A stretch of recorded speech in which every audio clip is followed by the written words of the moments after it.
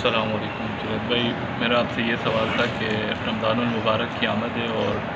رمضان میں اکثر دیکھا جاتا ہے کہ فجر کی اذان جب ہوتی ہے تو اس وقت جو ہے نا وہ سحری بند کی جاتی ہے، تو کیا یہ صحیح عمل ہے کہ اس سے ہمارا روزہ ہو جاتا ہے؟ نماز فجر جو ہے وہ اذان کے لیے ہوتی ہے یا سحری بند کرنے کے لیے ہوتی ہے؟ تو اس بارے میں آپ رہنمائی فرمائیں ہماری۔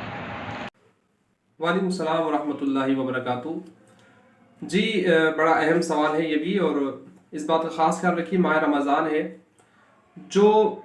اذان ہوتی ہے اس کا تعلق نماز سے ہوتا ہے۔ اذان کا ٹائم ہی فجر کے وقت کے بعد سے سٹارٹ ہوتا ہے، یعنی فجر کا وقت داخل ہو جائے گا تو اب اذان دینا ہوگی فجر کی نماز کے لیے، لیکن جو سحری کا ٹائم ہے وہ فجر سے پہلے ختم ہوتا ہے،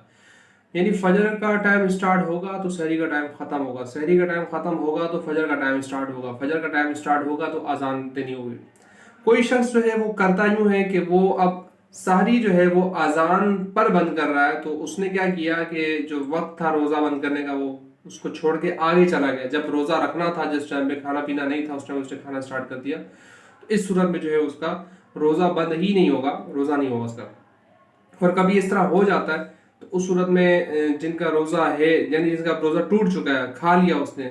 اذان ہو رہی تھی کھا لیا، روزہ تو نہیں ہوا، لیکن اب اس کے لیے رمضان میں حکم یہ ہے کہ وہ اس پورے دن کو بغیر کھائے پیے ہی گزارے گا۔ بغیر کھائے پیے دن گزارنا واجب ہے، روزہ نہیں ہے، اس کی قضا بعد میں کرنی ہوگی، لیکن وہ دن جو ہے بغیر کھائے پیے گزارے گا روزے داروں کی طرح۔